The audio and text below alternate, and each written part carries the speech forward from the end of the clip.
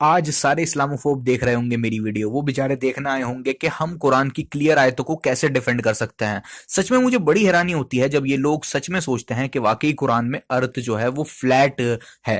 तो ये लोग सोचते हैं कि ये लोग इन क्लियर आयतों को कैसे डिफेंड कर सकते हैं जिसमें लिखा है कि दुनिया फैली हुई है, दुनिया बेड की तरह है, स्प्रेड आउट है। तो ये लोग कहते हैं वाओ अमेजिंग, इससे तो अनडिनाइबली ये प्रूव होता है कि कुरान के अकॉर्डिंग दुनिया चपटी है। वेल जाहिलो, होल्ड योर हॉर्सेस।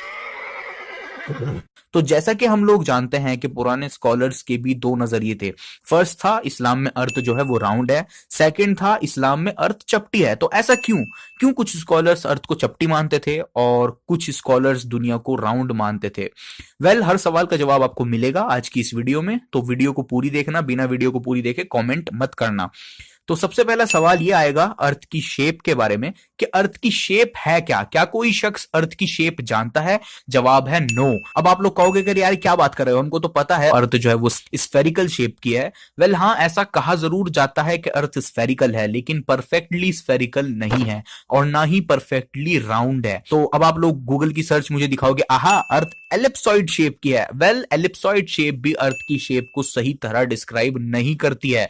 आप कोई भी शेप लेके आओ, उसमें हमेशा मैथमेटिकल लेवल पर जाकर एरर आएगा और वो एरर इतना ज्यादा होगा कि उसको इग्नोर नहीं किया जा सकता है। आप कोई भी शेप चूज कर लो और उसके बराबर में अर्थ की शेप चूज कर लो, तो बड़े लेवल पे तो वो ऐसा ही लगेगा दोनों एग्जैक्टली हैं, लेकिन जब आप डीप जाओगे और करीब से चीजों को एनालाइज करोगे तो मैथमेटिकल लेवल पर उतना बड़ा एरर जो है वो बहुत बड़ा एरर माना जाएगा। और यही वजह है अर्थ की एग्जैक्ट शेप क्या है वो कोई नहीं जानता है।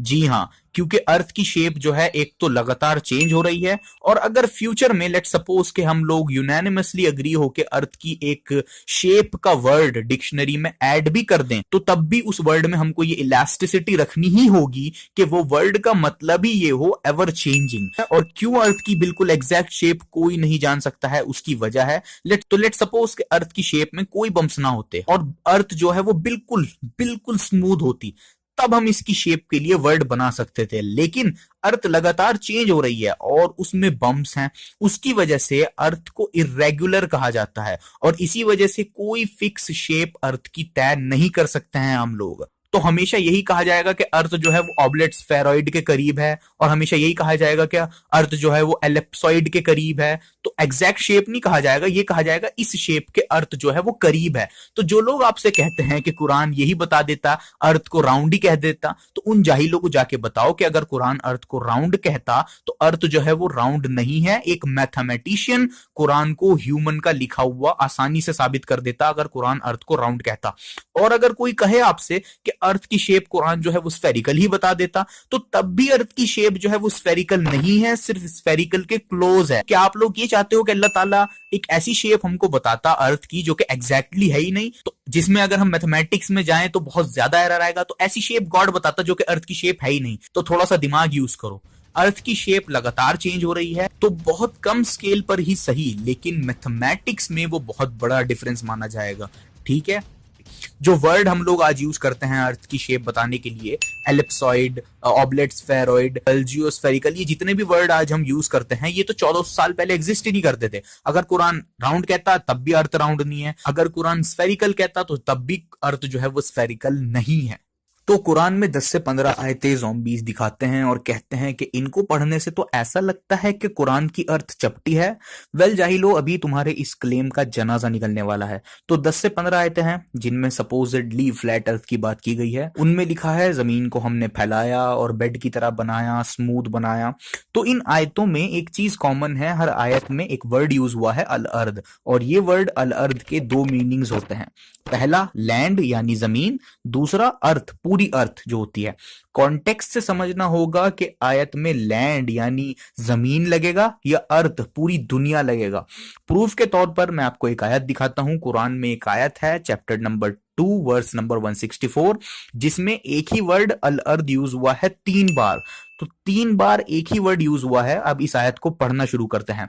Indeed in the creation of the heaven and अल अर्द, alteration of the night and the day, the ships that sail the sea for the benefit of humanity, the rain sent down by Allah from the skies, reviving the अल अर्द after its death, the scattering of all kinds of creatures throughout, the shifting of the winds, and the clouds drifting between the heavens and the all earth. In all of this are surely signs for people of understanding. बिल्कुल clearly देख सकते हैं एक ही word 3 बार आया है एक आयत में और 2 अलग अलग मीनिंग्स में आया है। पहले सेंटेंस में अर्थ लगा, दूसरे में लैंड लगा और तीसरे में फिर अर्थ लगा। कॉन्टेक्स्ट से समझना होगा वहां पे लैंड लगेगा या अर्थ लगेगा। और यही सेम चीज उर्दू में भी होती है। उर्दू में एक वर्ड है जमीन। अब ये जमीन वर्ड के 2 मीनिंग्स होते हैं, पहला लैंड और दूसरा अर्थ। फॉर एग्जाम्पल अगर मैं कहूं कि मैंने 100 गज जमीन खरीदी है तो इसका मतलब यही होगा कि मैंने 100 गज लैंड खरीदी है। और अगर मैं कहूं कि जमीन जो है सूरज के इर्द गिर्द घूम रही है तो इसका मतलब यही होगा कि पूरी अर्थ जो है वो सूरज के इर्द गिर्द घूम रही है। सेम केस अरबिक में भी होता है। तो जिन 10 से 15 आयतों को इस्लामोफोब दिखाते हैं जिनसे एलिजिडली फ्लैट अर्थ साबित होती है, उन सब में एक ही वर्ड यूज हुआ है अल अर्द। और अगर आप इस वर्ड का मीनिंग अर्थ यानी पूरी अर्थ लोगे तो एरर आएगा, क्योंकि अगर कहा जाए कि पूरी अर्थ बेड की तरह है देन 101% एरर आएगा। लेकिन अगर हम अल अर्द को लैंड ट्रांसलेट कर दें तो कोई एरर नहीं आएगा। जैसे इस आयत में लिखा है अल्लाह ने अल अर्द को फैलाया, तो अब इसको ट्रांसलेट करते हैं लैंड से। तो अब पढ़ते हैं अल्लाह ने लैंड को फैलाया, जमीन को फैलाया। अब कोई एरर नहीं रहा, क्योंकि आज मॉडर्न साइंस के एडवांसमेंट के बाद हम जानते हैं ये जो हमारी लैंड है ये हमेशा से इतनी वाइड नहीं थी, बल्कि बिलियंस ऑफ ईयर्स पहले तो अर्थ रहने लायक भी नहीं थी। उसके बाद यहाँ पर लैंड फॉर्म होना शुरू हुई और फिर उस लैंड ने आपस में टकराना शुरू किया। ये चीज़ नोट कर लेना, मैं इस चीज़ को बहुत ज़्यादा सिंपल करके समझा रहा हूँ ताकि सब लोगों को समझ में आए।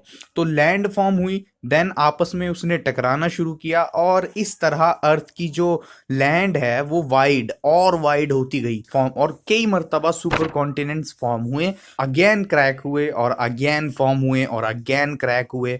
इस तरीके से ये अर्थ की हिस्ट्री में लगातार सुपर कॉन्टिनेंट्स फॉर्म हुए और ब्रेक हुए।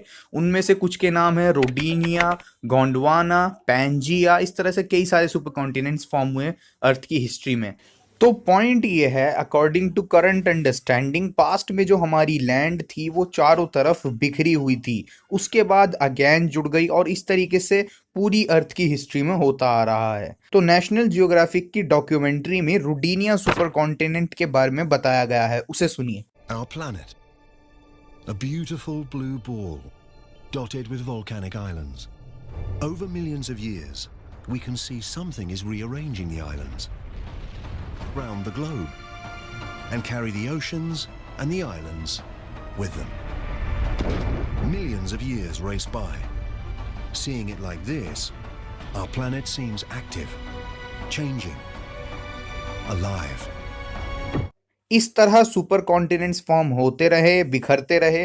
तो पॉइंट ये है कि हमारी जो लैंड है वो इस तरह भी हो सकती थी कि चारों तरफ छोटी छोटी बटी रहे, लेकिन हमारे लिए जो ये लैंड है ये बहुत ज़्यादा वाइड है। तो उसी को कुरान में कहा गया है कि अल्लाह ताला ने इस लैंड को, इस ज़मीन को वाइड बनाया, स्प्रेड किया, इसको कहा गया है। जबकि ये भी पॉसिबल था कि अर्थ की जो लैंड है वो चारों तरफ बिखरी रहे। तो देखा आपने, जिन आयतों को एरर समझा जाता था वो एक्चुअली साइन देती हैं। तो इन आयतों में ये नहीं लिखा कि पूरी जो अर्थ है वो फैली हुई है, बल्कि उन आयतों में जमीन की बात हो रही है।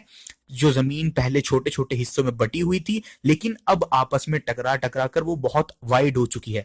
तो जितनी भी कंफ्यूजन थी वो सिर्फ इस एक वर्ड की वजह से थी। आपने खुद कुरान से ही प्रूफ देखा, इस वर्ड के 2 मीनिंग होते हैं, एक लैंड और एक जमीन। तो अगर आप जमीन ट्रांसलेट कर देंगे तो कोई एरर नहीं आएगा और इनफैक्ट ये एक साइंटिफिक साइन बन जाएगा। बट हमारे पास एडिशनल इंफॉर्मेशन भी है कुरान की इस आयत में। कुरान कहता है चैप्टर नंबर 15 वर्स नंबर 19 में, और भी क्या कहते हैं, जिसमें लिखा है हमने जमीन को फैलाया यानी लैंड को फैलाया और उसमें फर्म पहाड़ बनाए। अब इसमें जमीन के साथ पहाड़ों का भी जिक्र है। आज की मॉडर्न साइंस हमको बताती है कि जब अर्थ की क्रस्ट यानी जो लैंड है आपस में टकरा रही थी तभी ये माउंटेन्स फॉर्म हो रहे थे।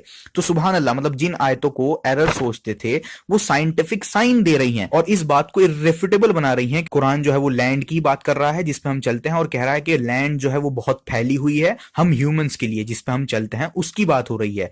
और ये जमीन इतनी ज्यादा फैली हुई है, इसका अंदाजा आप लोग इससे लगा लगाएं कि जितने भी इंसान इस दुनिया में मौजूद हैं वो सब एक छोटे से ग्राउंड में फिट हो जाएंगे, उसके बाद भी बहुत ज्यादा जगह जो है वो बच जाएगी।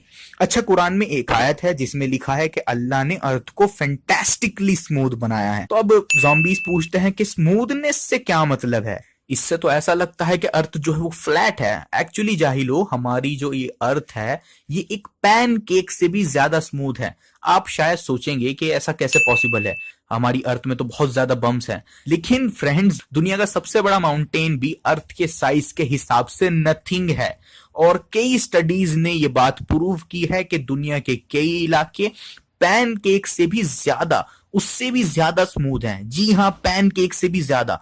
इन्होंने ये स्टडी ऐसे की, अगर हम इस पैनकेक के साइज को बड़े करते जाएं और शहरों के जितना कर दें, वो बम्स जो हैं वो माउंट एवरेस्ट से भी ऊंचे हो जाएंगे। तो हाँ, तो जो कुरान कहता है कि अर्थ जो है वो स्मूथ है, तो जी हाँ, ये बात बिल्कुल सच है कि हमारी अर्थ जो है जब हम पूरी देखते हैं तो बहुत ज्यादा स्मूथ है। एक पैनकेक से भी ज्यादा स्मूथ हमारी अर्थ है।